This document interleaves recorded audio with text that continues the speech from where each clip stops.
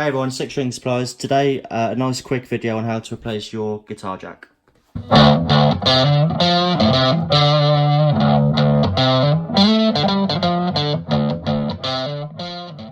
So I was playing last night and I noticed these signals cutting in and out depending on if I was fiddling around with the jack socket, and I discovered quite quickly what the reason is.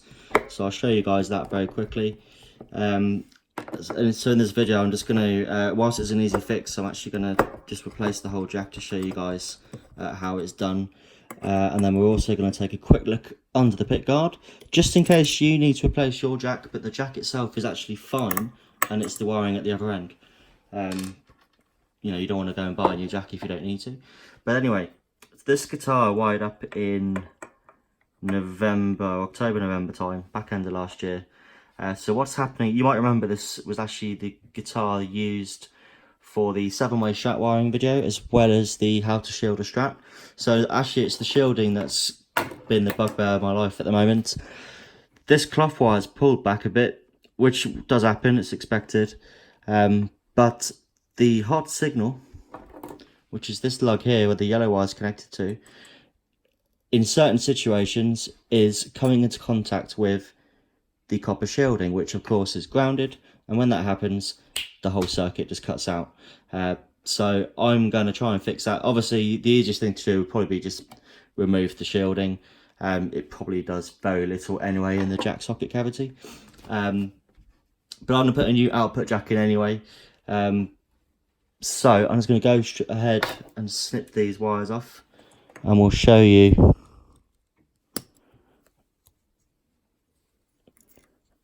how to replace this.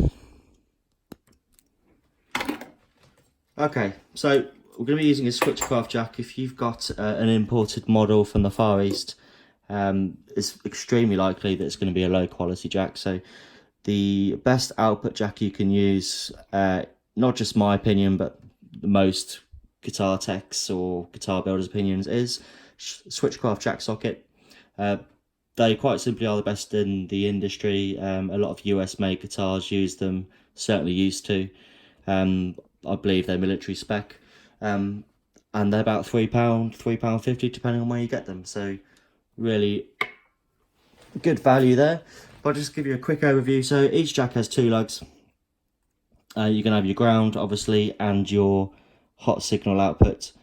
So just to give you a quick overview, this inner sleeve, the inner ring, which is actually connected to this, which is the sleeve, that's your ground lug.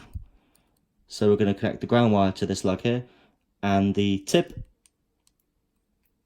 which is, you can just follow it around underneath, is this lug here. That's the hot signal. So that's where we're going to put the, as you guessed it, the hot signal wire. Now, depending on who's wired your guitar before you get it, or if you've done it yourself, or generally straight from the factory, most guitars will come with 2 coloured wires, generally like a black and a white, or black and a yellow, or a light wire and a dark wire. You know, 99% of the time the dark, or the black in this case, is the ground wire, and the lighter one, in this case the yellow, is the hot signal. So we're going to be connecting the black wire, which is the ground, to the ground lug, which is this one here I'm tapping my finger, and the yellow one is going to go to the output, which is this one here. So all we're going to do is, quite simply, we're going to push the cloth wire back, give it a quick trim first.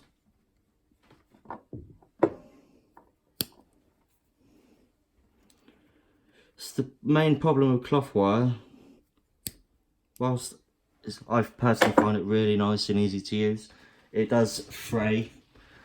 You need some really sharp cutting tools to cut the cloth clean. As you can see it there, I've just cut it and it's fraying, which can be a bit of a nightmare for some people.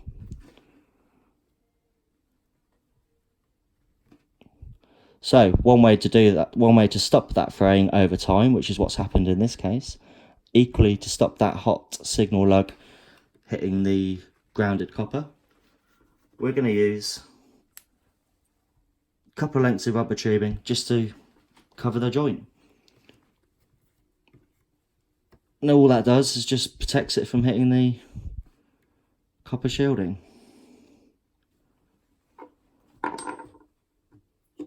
So we're just going to run the tubing back up the wires here. We're just going to tin the wire. Now actually, to be honest, you don't need to tin cloth wire because it is already tinned as tinned copper. So you might see me not always tinning, that's the reason. Okay, so like I say, just to give you that overview one more time, the black wire is going to go to the ground lug, oops, that's this one here, and the yellow wire is going to go to the output lug, the signal. So it's very simple to install your jack, output jack. So I'm just going to bend that wire around.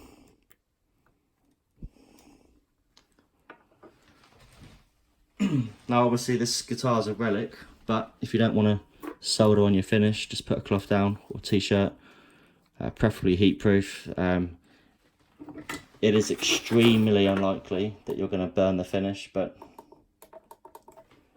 better take precautions. So I'm just going to heat up that solder lug. I'm going to feed the solder in from the other side.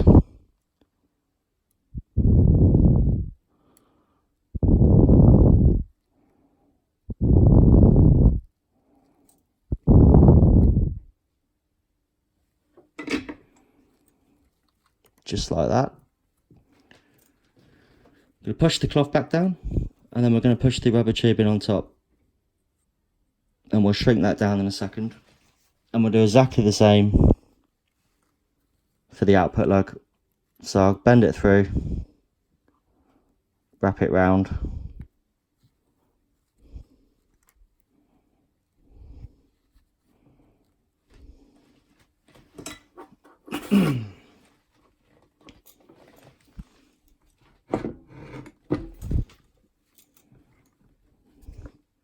Just going to heat that lug.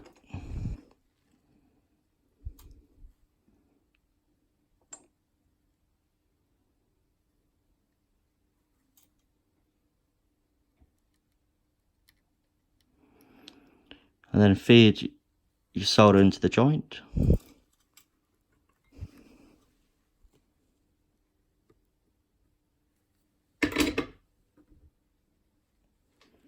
Let it cool naturally, don't blow on it, you're just going to weaken the joint. If you do have this little bit of overhang here, you can very simply snip it off.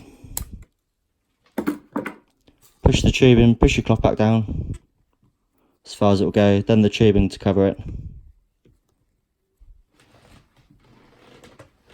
And then use a heat gun or a lighter, doesn't matter. Turn your heat gun on first would be a good idea.